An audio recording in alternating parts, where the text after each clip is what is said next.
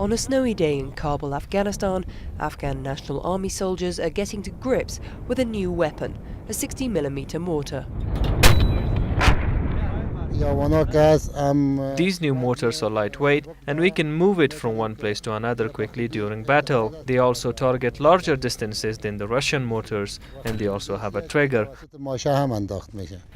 This portable mortar is a welcome update to the Afghan National Army's arsenal, which still has legacy weapons from the Soviet era, such as these D-30 howitzers, which soldiers here in Herat train on.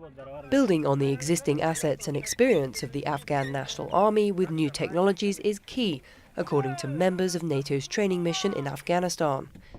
Leaders say a central part of making new technologies sustainable is making sustainable training. We focus very closely on training the Afghan trainers.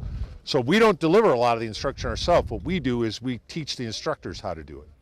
Here, an Afghan officer trains younger soldiers on a brand new armoured vehicle donated by the United States before heading out to the field for a live exercise. With an army that draws on a broad range of backgrounds, ethnicities and regions, there can be challenges, such as differing levels of education. The majority of the drivers are illiterate, but still they are driving very well. But the commander and the gunner are educated soldiers, such as lieutenants. They also learn a lot during the training.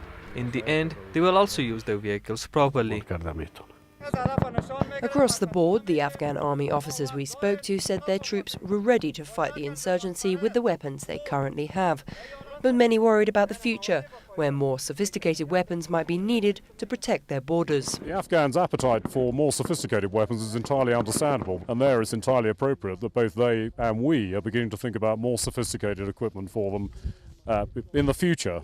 But this piece of equipment is for now. This is for them to finally bring about victory on the battlefield against an insurgency, and it's going to do that for them.